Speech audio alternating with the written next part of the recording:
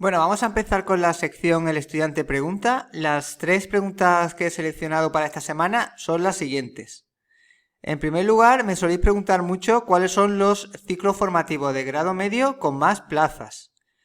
Bueno, pues esto dependerá de la comunidad autónoma, ¿vale? Lo que sí se suele cumplir la regla siguiente, y es que en aquellas comunidades que tengan institutos donde se imparten esos ciclos formativos suelen tener más plazas. Es decir, si en vuestra comunidad hay del técnico administrativo, por ejemplo, hay más institutos donde se imparte que otro ciclo de grado medio, pues lo más probable es que ahí, para ese ciclo, haya más plazas disponibles, ¿vale?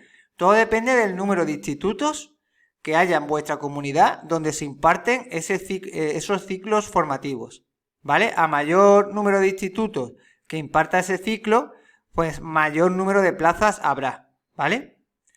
De todas formas, lo que yo suelo aconsejar es que cuando tengas decidido hacer un ciclo, consulta los institutos públicos donde se realiza ese ciclo, llamas por teléfono a secretaría para preguntar cuál es la nota de corte que hubo en la última convocatoria, ¿vale?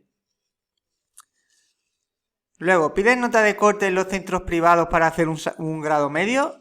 Bueno, en los centros privados no suelen pedir notas de corte, es decir, si te has quedado fuera del público porque la nota no te ha dado para entrar, en un privado no te van a pedir una nota mínima, sino que te van a pedir aprobar tener las condiciones de acceso, ya sea mediante el graduado en eso, o ya sea mediante la prueba de acceso a grado medio, ¿vale? Lo que te van a pedir es estar en disposición o en condiciones de poder hacer el ciclo, pero no te van a pedir nota de corte. ¿Cuál es el nivel de inglés de la prueba? El nivel de inglés, tanto para el graduado en eso como para el grado medio, es A2. Es un nivel A2, ¿vale? No llega a hacer B1, ¿vale? El de grado medio es un poco más bajo, o sea, es un A2 más bajo que el de graduado en eso, como norma general, ¿vale? Bueno, pues estas serían las 3 preguntas de esta semana. Vamos ahora con el consejo de estudio. Bueno, en el consejo de estudio de hoy vamos a hacer una plantilla para redactar un texto narrativo, ¿vale? Tanto en castellano como en lengua inglesa. Ya sabéis que en el ámbito de comunicación normalmente os van a poner que hagáis una redacción de un tipo concreto de texto, ya sea argumentativo, narrativo, expositivo, ¿vale? Entonces nosotros en este consejo de estudio vamos a aprender a hacer un texto narrativo a partir de una plantilla, tanto en lengua castellana como en lengua inglesa. Vamos a empezar por lengua castellana. Tenemos que comenzar la narración con un título, ¿vale? Que no se olvide poner un título al texto narrativo. Ese título debe ser sugerente para que invite al lector a leer la narración.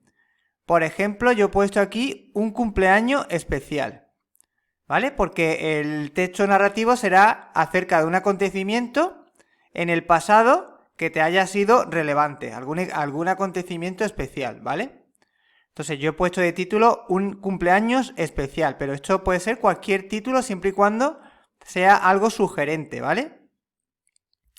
Luego, la estructura que tiene que tener nuestro texto argumentativo, nuestro texto narrativo, se debe dividir en 3 partes. Por un lado, la situación inicial.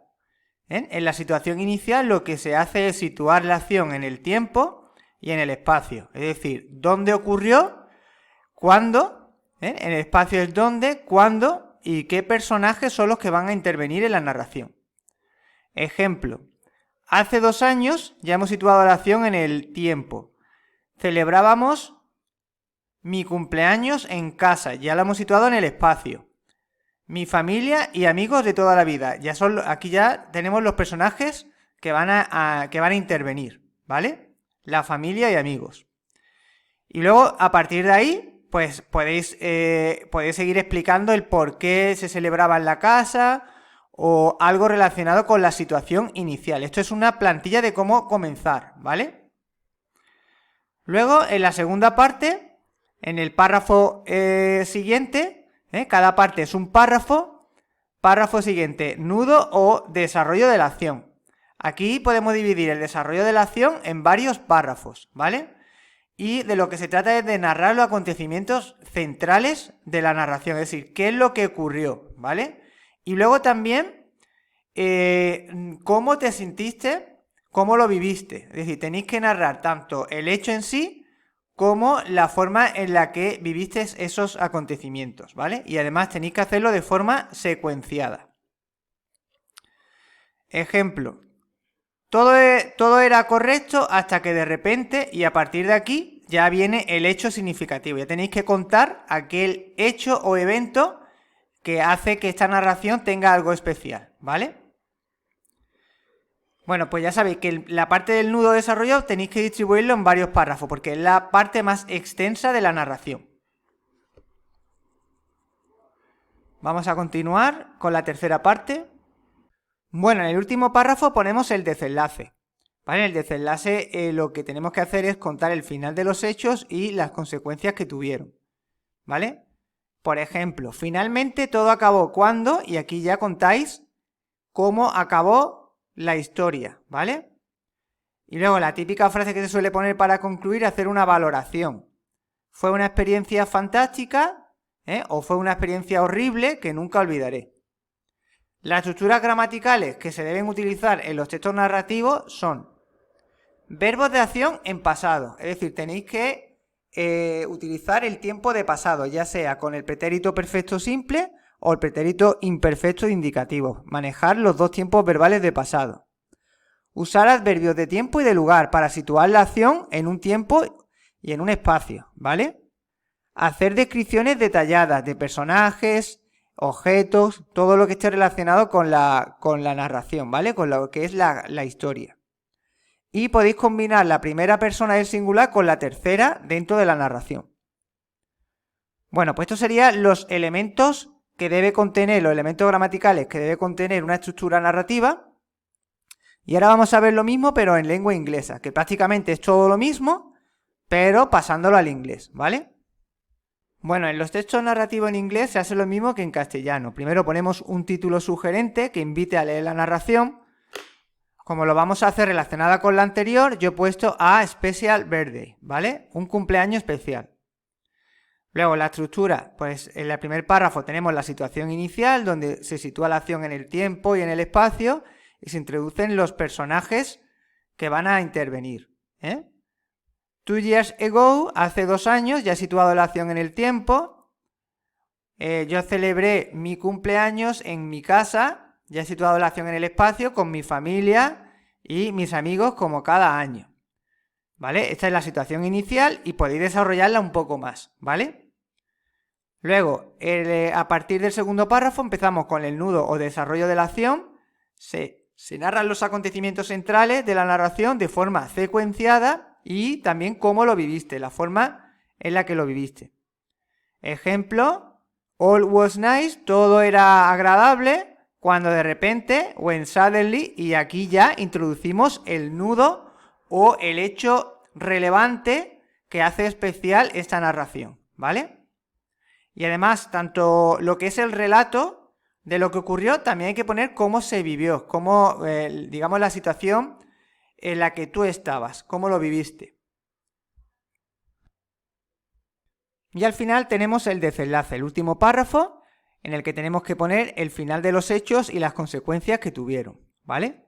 Finally, finalmente, all ended when, todo acabó cuando, y aquí ya contamos cómo ocurrió y digamos, cómo ocurrió el final, cómo terminó, mejor dicho, y qué consecuencias tuvo. Y luego al final ponemos la típica frase de valoración de lo acontecido. It was a wonderful or horrible experience. Fue una maravillosa o horrible experiencia que nunca olvidaré. I will never forget. Entonces, aquí esta es la típica frase que se pone para concluir una narración, ¿vale? Ya dependiendo de si fue algo positivo o negativo. Las estructuras gramaticales a utilizar en los textos narrativos en inglés son las mismas que en castellano. Es decir, tenemos que utilizar los verbos de acción en pasado, usar adverbios de tiempo y lugar para situar la acción en el tiempo y en el espacio. En este sentido se suele utilizar mucho el adverbio then, para traducirlo como luego o también como entonces, ¿vale? Here, aquí, there, allí, later, más tarde, ¿vale? Es lo mismo que traducirlo como después, ¿vale? Por tanto, estos tipos de adverbios son típicos a la hora de escribir un texto narrativo.